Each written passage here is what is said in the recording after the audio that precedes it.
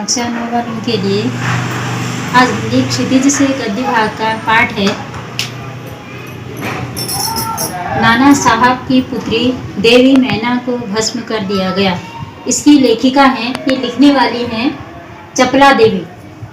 चपला देवी के बारे में साहित्य में ज़्यादा जानकारी नहीं है। उनको द्विवेदी युग के समकक्ष माना जाता है। कहा जाता है जब द्विवेदी युग भारतीय हिंदी में प्रारंभ हुआ था तो तब उन्होंने छोटा मोटा लेखन कार्य किया था। यह जो पाठ है यह हिंदू पंचतंत्र नाम से उनकी एक रचना है, वहीं से ही यह छोटा सा भाग लिया गया है। पाठ भारतीय स्वतंत्रता संग्राम से संबंधित है, यानी 1857 का जो भारत का प्रथम स्वतंत्रता संग्राम है उसी से संबंधित यह पाठ है। पाठ में कुछ कठिन शब्द आए हुए हैं, मैं इनको इस बोर्ड पर लिख चुकी हूँ, आप एक बार समझेंगे इनको।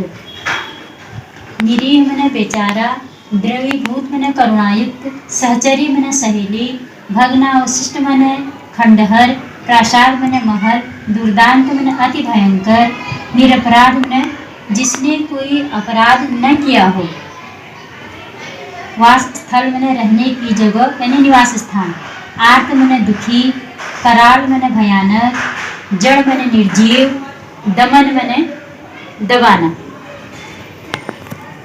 बच्चों, यह पाठ सत्य घटना पर आधारित है और ऐतिहासिक शैली में लिया गया है। 1857 की जो पहली क्रांति हुई थी, यानी स्वतंत्रता संग्राम हुआ था 1857 का, उसमें नाना साहब भी भाग ले चुके थे। तो नाना साहब को तत्कालीन ब्रिटिश सरकार एक विद्रोही के रूप में देखती थी। जब वह 1857 की क्रांति विफल हो गई तो नाना साहब को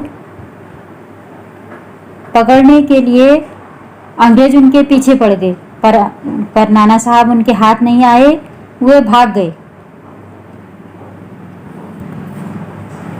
नाना साहब जब वहां से भागे, यानी अपने राजमहल से भागे, बिठूर में उनका राजमहल था, और वह वहां से जब भागे तो अपनी पुत्री जो उनकी बेटी थी मैना देवी, उसको साथ नहीं ले जा पाए क्योंकि अंग्रेज सरकार बहुत आक्रामक होकर उनको ढूंढ रही थी। ऐसे में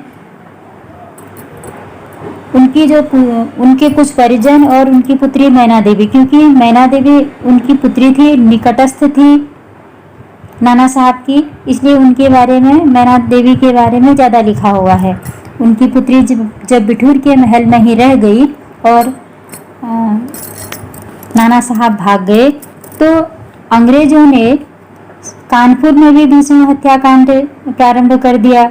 वहाँ भी बहुत सारे लोगों को मारा और फिर धीरे धीरे अंग्रेज सरकार ने निर्णय लिया कि बिठूर का जो राजमहल नाना साहब का है उसको लूट करके जला दिया जाए, उसको समाप्त कर दिया जाए, भस्म कर दिया जाए। ऐसा तत्कालीन अंग्रेज सरकार ने निर्णय लिया और लूटपाट करने के बाद अंग्रेज सरकार ने राजमहल को भस्म करने के लिए उसमें तोपें लगा दी।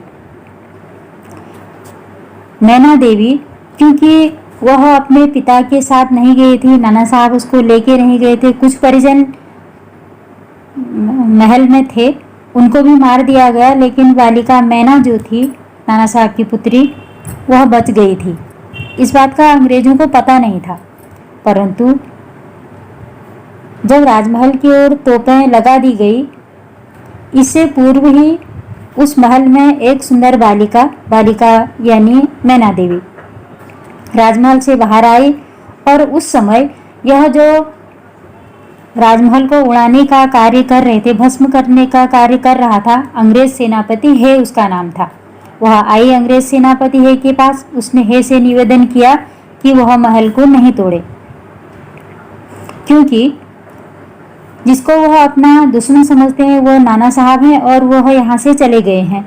वह अगर आपके दुश्मन हैं, आप उनको देखिए, इस निर्जीव महल में आपका क्या बिगाड़ा है। तो सेनापति को उस पर दया आ गई। उसने बालिका से इसका कारण पूछा तो बालिका ने बताया कि यह महल उसको बहुत अच्छा लगता है और फिर इस महल ने, यानी इस मकान में, अंग्रेजों को थोड़ी कोई हानि पहुंचाई। लेकिन जवाब में सेनापति हे ने कहा कि भाई मैं तो ऐसा करने के लिए विवश हूँ, हमारी सरकार कह रही है नाना साहब के महल को उड़ा दिया जाए। तो उनकी पुत्री नाना साहब की पुत्री मैना देवी फिर बड़ी दुखी हुई। अब उसने सेनापति को अपना पूरा परिचय दिया। उसने यह भी बताया कि वह सेनापति की बेटी मेरी की सहेली है, यानी सेनापति की एक बेटी थी, उसका नाम मेरी था। वह कुछ समय पूर्व मर चुकी थी, सेनापति हे की पुत्री। अब मैना देवी बताती है कि जो आपकी बेटी थी और मेरी सहेली थी, हम दोनों एक दूसरे से बहुत प्रेम भाव करते थे। मैना ने यह भी बताया कि बचपन में उसे वो अपनी पुत्री की तरह प्रेम करते थे, जैसा मेरी से प्रेम करते थे वैसा ही मैना से भी प्रेम करते थे। और मैना ने यह भी कहा कि मुझे उसकी मृत्यु का बहुत दुख है। मैना की बात सुनकर सेनापति हे को पिछली सब बातें याद आ गई। उसके हृदय में दया उमड़ आई। उसने कहा कि सरकार की आज्ञा तो मैं नहीं टाल सकता, परंतु उसकी रक्षा का प्रयत्न वह जरूर करेगा। तभी जनरल आउटरम यानी हे से बड़ा अधिकारी वहां आ पहुंचा। वहां महल को देखते ही बिगड़कर वह हे से बोला, सेनापति हे से बोला, नाना साहब का महल अब तक क्यों नहीं तोड़ा तुमने? सेनापति हे ने निवेदन किया कि उस महल को बचा लिया जाए, पर आउटरम ने कहा कि यह तो असंभव है, क्योंकि यह जो महल है वह नाना साहब का है, जिसको हम विद्रोही मानते हैं, इसलिए उसका महल तोड़ा जाना बहुत आवश्यक है। आउटरम ने हे से कहा, उसे महल तोड़ने और मैना को गिरफ्तार करने का कदम उठाना पड़ेगा। सेनापति हे बड़े दुखी होकर के वहां से चले गए। परंतु आउटरम तो अंग्रेजी सरकार का वफादार था। उसने बालिका को गिरफ्तार करने के उद्देश्य से महल का पूरा कोना कोना छान मारा, परंतु उसको कहीं भी वह बालिका नहीं दिखी। और अंततः आउटरम ने राजमहल पर गोले दागे और उसे समाप्त कर दिया, यानी उसको भस्म कर दिया। इतना होने के बाद आउटरम को यह लगा कि अगर लड़की कहीं होगी भी, नाना साहब की पुत्री जो देवी मैना थी वह कहीं होगी भी तो मर गई होगी प्रासाद के अंदर, राजमहल के अंदर। अब यह पूरी घटना अंग्रेजों की ओर से समाप्त हो गई।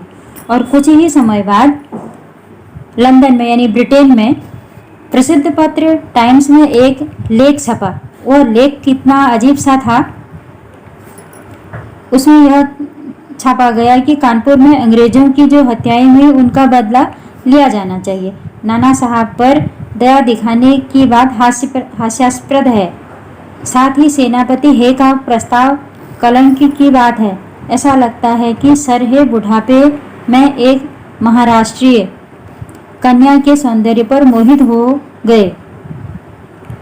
होना तो चाहिए था कि नाना साहब का प्रत्येक संबंधी जहां कहीं भी मिले उसे मार डाला जाए।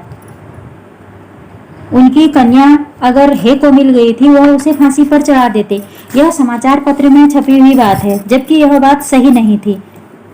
मैना देवी पर सेनापति हे मुग्ध नहीं हुए थे, बल्कि वह उनकी बेटी के ही समान थी, क्योंकि उनकी बेटी मैरी की वह सहेली थी।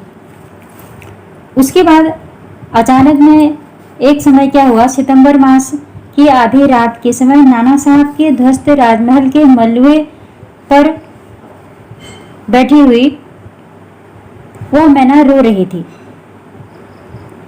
आउटरम की सेना पास में ही ठहरी हुई थी। उसे मैना के रोने की भनक लग गई। सेना को कुछ सैनिकों ने मैना का रोना सुना और वो वहां पहुंच गए। उनके पूछने पर भी मैना कुछ नहीं बोली, वह तो बस रोए जा रही थी। इसी समय जनरल आउटरम वहां पहुंचा। उसने मैना को देखते ही पहचान लिया कि यह नाना साहब की पुत्री है, जिसको वह अपनी अंग्रेजी सरकार का विद्रोही मानते थे। और उस आउटरम ने बिना समय गवाए ही मैना देवी को गिरफ्तार कर लिया और गिरफ्तार करने के बाद कानपुर के किले में कैद कर दिया। मैना देवी को देख करके भी उतना ही चिढ़ते थे वो जितना वह नाना साहब को देख के चिढ़ते थे। और कुछ समय के बाद उस समय के बाखर नाम के समाचार पत्र में यह खबर आई कि कानपुर के किले में कैद नाना साहब की पुत्री देवी मैना को भस्म कर दिया गया, अर्थात वहां आग लगा दी गई जिससे कि वह मर गई मैना देवी।